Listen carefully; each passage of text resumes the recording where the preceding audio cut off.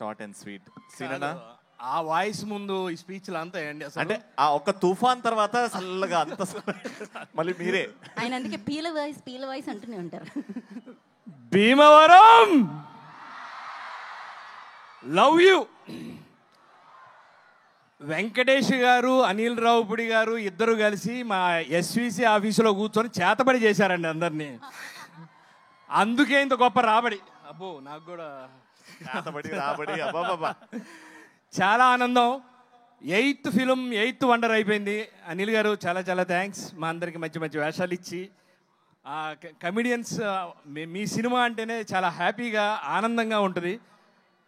Sir Venkatesh sir, సంవత్సరాలు మారుతున్నాయి, డేట్లు మారుతున్నాయి, మన చాలా సినిమాలు కలిసి చేసాం.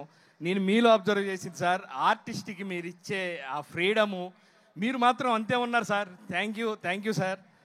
మీతో ఇంకా ఇంకా వర్క్ చేయడం చాలా హ్యాపీ, చాలా సంతోషంగా ఉంటుంది. చాలా చాలా థ్యాంక్స్. ఇక మీనాక్షి గారు, ఐశ్వర్య గారు, ఆన్ లొకేషన్లో మీరు చేసే ఫుడ్ రచ్చ మామూలు కాదు.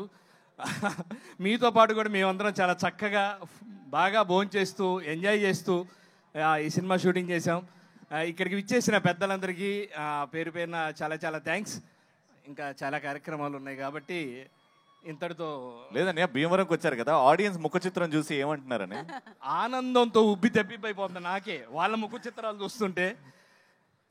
ఏమైనా భీమవరం అంటే కోడి పందాలు, ఆ ప్రభాస్ గారి సినిమా, దాని తర్వాత